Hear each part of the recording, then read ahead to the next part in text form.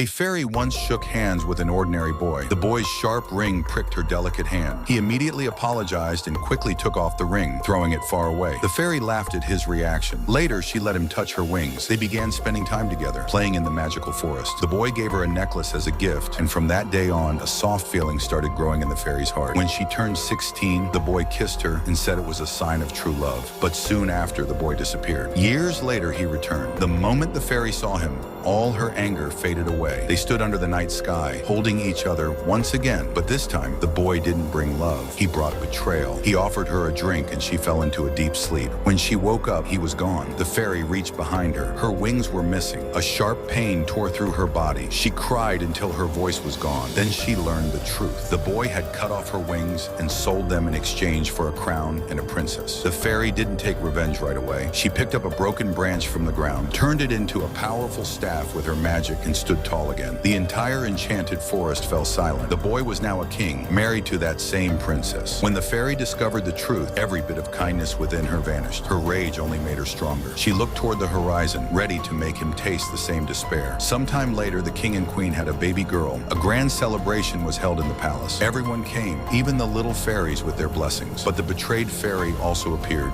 uninvited. She said, "I was truly hurt that I didn't receive an invitation." The hall fell silent. The king said, "You are not welcome here." The fairy smiled and replied, "I too shall give the child a gift." Then she declared, "Before the sun sets on her 16th birthday, she will prick her finger on a spinning wheel spindle and fall into a sleep like death, a sleep from which she will never awaken." Terrified, the king sent the princess away to a secret place for her safety. But the fairy knew everything. She was everywhere. No secret could be hidden from her. When she finally saw the princess, a cold smile crossed her face. The girl looked so helpless that anyone could pity her.